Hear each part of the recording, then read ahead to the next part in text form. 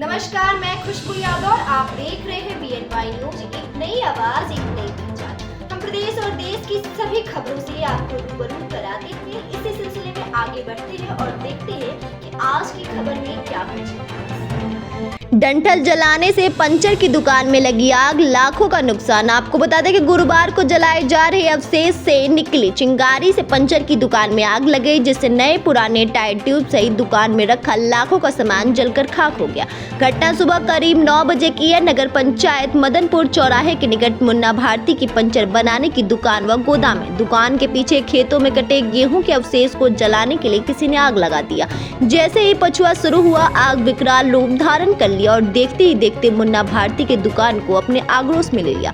आग पहले दुकान के पीछे बने गोदाम में लगा, जिसमें काफी संख्या में नए व पुराने टायर ट्यूब रखे गए थे। गोदाम में रखे टायर व ट्यूब में आग पकड़ते ही विकराल रूप धारण कर लिया और देखते ही देखते गोदाम और दुकान में रखा लाखों का सामान जलकर खाक हो गया। पास के लोग आग बुझाने का प्रयास किए, किंतु दुकान से उठ रही आग की लपटों के सामने विवश हो जा रहे थे। सूचना पर पहुंचे दमकल विभाग के कर्मचारियों ने कड़ी मशक्कत के बाद आग पर काबू पाया। खबर मिलते ही सीओ रुद्रपुर, SHO मदनपुर भी मौके पर पहुंच गए थे।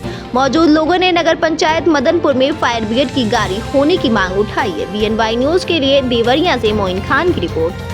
ऐसी तमाम और खबरों से हम आपको रूबरू कराते रहेंगे। तब तक के लिए हमारे साथ बने रहिए और देखते